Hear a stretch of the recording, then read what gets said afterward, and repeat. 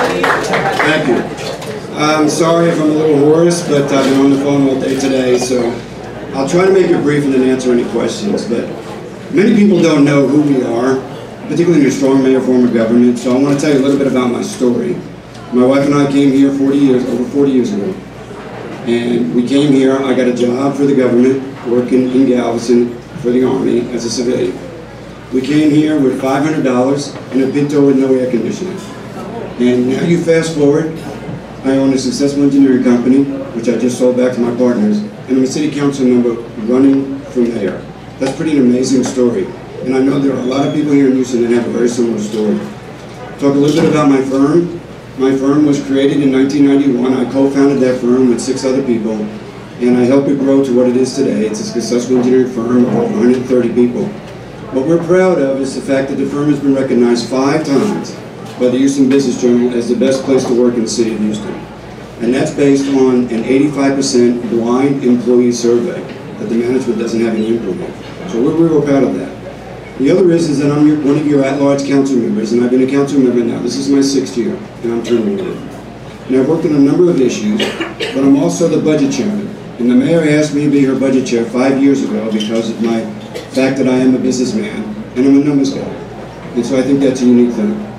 Some of the things I've worked on as far as a council member, I've worked on payday lending, I've worked on food deserts, and issues that affect the community at large. That's what an at-large council member does. And I also am available with my other colleagues, like Councilmember Bradford, to help district council members. What am I running on? I'm running on 3 specific issues. I'm running on public safety, because when you go around the community, as what was said earlier, there are a lot of our neighbors that don't feel safe. These underserved communities don't feel safe. And we need to get more cops on the street. We need to get more cops into the neighborhoods, is what we need to do. And I will continue to work for that. But as what was earlier said was some of the business model of their delivery is different. Less than 70% of the police officers' workforce is actually out on the street. Many of them are really doing clerical work. We need to change that business delivery model. The other issue is, yes, I'm in favor of Rebuild Houston, and I advocated for Rebuild Houston. I drive on the same roads you drive on.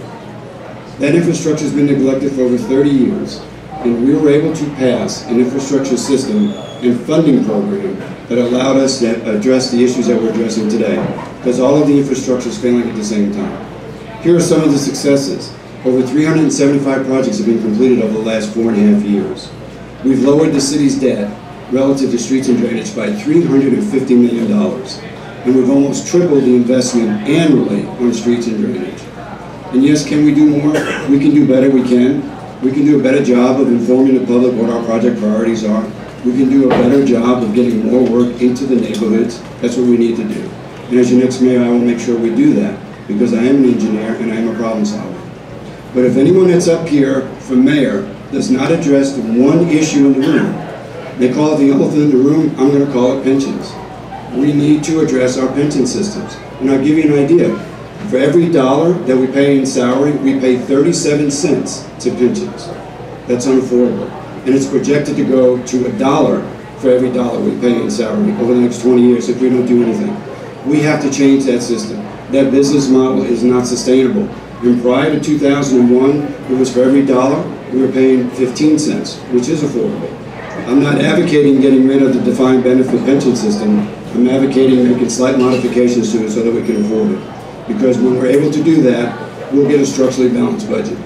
So what are you going to get when you get a city council member who's going to be your next mayor, Steve Costello? You are going to get a businessman who takes care of his employees. You're going to get an engineer who is a problem solver and knows how to deliver projects on time and in budget. But you're also going to get someone who's running for the right reason. It's time for me to give back to the community. And that's the only reason why I'm here. Because I've been blessed by the city of Houston for all these years, and it's time for me to give back to the community. So I'll end there, and I'm sorry for Morris. I'll answer any questions if anyone has a question they'd like to ask me. Yes, ma'am. Arts? Talk a little bit about the arts. We were all at a forum. The very first forum was the Arts Forum, and there's an issue of whether or not arts are being funded properly, and whether or not the city did the right thing by taking back some of the hot tax. Well, the city's attempt was to figure out a way to develop more money for our special civic events, and that's needed.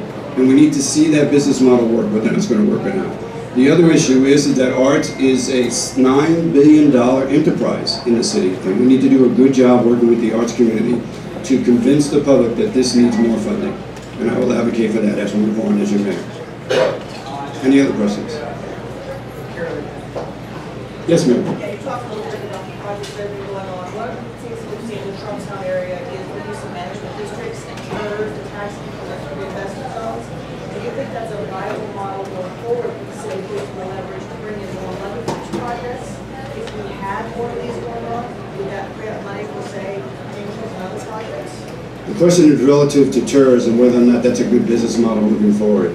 We're actually regulated by the state on the number of TERS that we can have based on the overall AV of the city. I'm in favor of TERS. I think they do work. The problem is that we have just over 20 and not all of them are working. And we should abandon the ones that aren't working and reallocate the resources elsewhere. We simply can't flip the switch and take over all the TERS because of the debt financing of the TERS.